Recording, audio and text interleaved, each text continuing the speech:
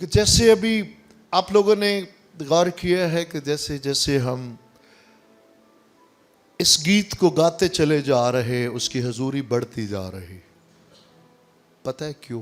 क्योंकि जब आप दिल से इस बात को कबूल करते हैं कि खुदावंद का जो कलाम है वो खुदा की कुदरत है, उसका जो कलाम है वो खुद खुदा है, खुदावंद खुदा जिंदा है, उसका कलाम जिंदा है। और जब कोई उसके कलाम के साथ मुत्तफिक होता चला जाता है, जब भी हमारे बाप हमारे बुजुर्ग हनूक की बात आती है कि वो 300 साल तक खुदावंद खुदा के साथ चलते रहे, तो ये चलना कैसे है? हमेशा याद रखिएगा, जब तक आप किसी के कलाम के साथ किसी के हम ख्याल नहीं होंगे, आप 4 कदम नहीं चल सकते, 4 दिन नहीं चल सकते। इसलिए यहां है ना, चर्च में ही है, पीछे तो नहीं गई, खोए तो नहीं गई। हम कैसे चल सकते हैं? याद रखिएगा, कोई भी नहीं चल सकता जब तक वही चल सकेगा खुदावंद के साथ जो उसका हम ख्याल होगा, जो उसके कलाम से मुत्तफिक होगा। कि जब खुदावंद कलाम करे कि आया बेटा दाएं चलते हैं, तो जो बाएं जाने वाला वो चल पाएगा? नहीं चल पाएगा। वही चलता जाएगा जो उसके कलाम को मानने वाला होगा। तेरी निगाह बुरी ना उठे तो जो निगाह बुरी उठाएगा, क्या खुदावंद उसके साथ चल पाएंगे? तेरे मुंह से गाली गलोच ना निकले, किसका है? उसका कलाम है।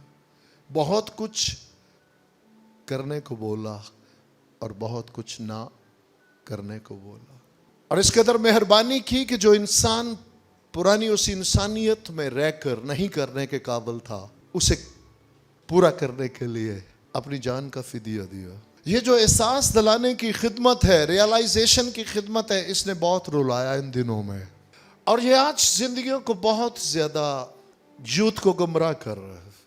रियलाइजेशन इंतहाई खूबसूरत और अच्छी चीज है, लेकिन इब्लीस उसे मैनिपुलेट करके वालिदैन और बच्चों के बीच में दरारें डाल रहा है। ये क्या है? ये 24 घंटे में एहसान ही जताते रहेंगे।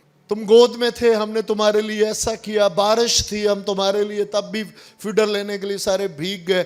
मतलब वो सारी बातें माँ बाप जब उनको रियलाइज कराते हैं तो उन्हें एहसास नहीं जता रहे, बल्कि अपनी उस मोहब्बत का इजहार कर रहे हैं कि बेटा हम किस तरह तुमसे मोहब्बत की और आज भी करते हैं।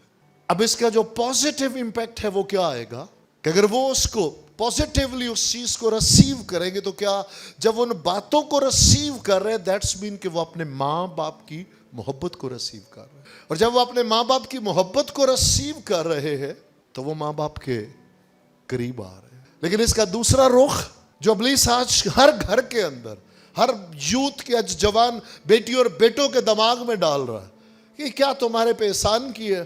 यहां तक कि वो आजकल के बच्चे आगे माँ बाप को पता है क्या कहते हैं? शादी आप लोगों की एंजॉयमेंट थी, आप लोगों ने एंजॉयमेंट किया, उसके नतीजे में हम पैदा हुए, तो फिर हमारे पे क्या एहसान किया आप लोगों ने? अगर हमें पाला है, अगर हमें पोसा है, हमें जवान किया है, हमें पढ़ाया, तो क्या एहसान किया? ना करते तो सोचे जब इस तरह की वो जो माँ बाप रियलाइज कराते हैं, मोहब्बत में रियलाइज करते हैं, रिश्ते को मजबूत करने के लिए, हमेशा तक के लिए, कि जब तक सांसें चलती हैं हमारा रिश्ता मजबूत से मजबूत होता चला जाए। लेकिन एक नेगेटिव थॉट, एक नेगेटिविटी जो है वो उन्हें जो इब्लीस डाल रहा है यूथ के अंदर, तो आप समझ सकते हैं कि उसका क्या असर आ रहा है। ना करते, एहसान किया तो उसका नतीजा क्या होगा? कुर्बत होगी या दूरी। सेम मैनर आज जो मसीह के खादम है वो 24 घंटे क्या रियलाइज कराते? मसीह की उस मोहब्बत को, और उसको भी आज एक सवालिया निशान जिंदगियों ने, भाई ये कैसा खुदा है? मोहब्बत का दावा करता है, जान देने का दावा करता है, और फिर ये टांग तोड़ एक्सीडेंट हो जाता है, बीमारी में डाल देता है, ये कर देता है, वो कर देता है। इब्लीस उनको नेगेटिविटी में। लेकिन याद रखे कि खुदावंद है। बेशुमार जिंदगियों में ये सवाल हैं, याद रखे कि हर बात का जवाब उसके कलाम में है।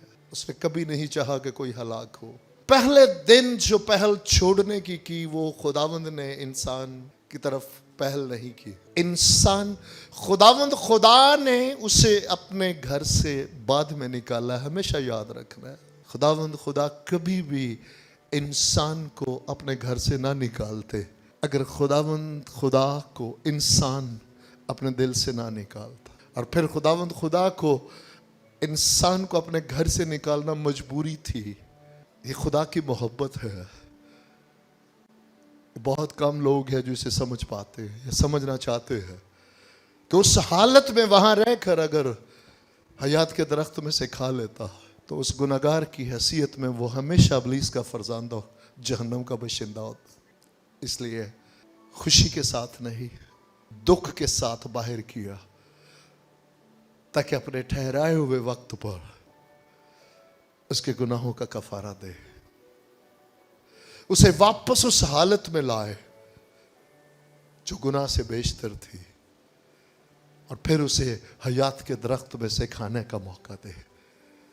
अब तू खा उस रास्तबाजी की हालत में ताकि तू हमेशा जीता रहे मेरे साथ। चंद मिनट ये गीत जो है हमेशा की तरह आपके अंदर फिर हम पॉजिटिव असर को छोड़ेंगे जो आगे बढ़ना चाहते हैं। जब हर तरफ तारीकी थी तो मुझ से कलाम निकला, रोशनी हो जा। तेरा कलाम सब जहां जिस दौर में जिस रूप में आया उसने असर दिखाया। रोशनी हो जा, रोशनी हो गई। तेरे कलाम ने रातों को रोशनी बख्शी। जब घेर लिए गए तो वो जो आग का सतून आगे चलता था उसी ने पीछे आकर अगली कौम को रोशनी बख्श दी और पीछे वालों को अंधेरा कर दिया। तेरा कलाम शोला भी है, आग की झाड़ी में अपने बंदा मूसा को दीदार दिया। तेरा कलाम शबनम भी है, आसमान से मन बरसता जैसे जमीन पर शबनम आती।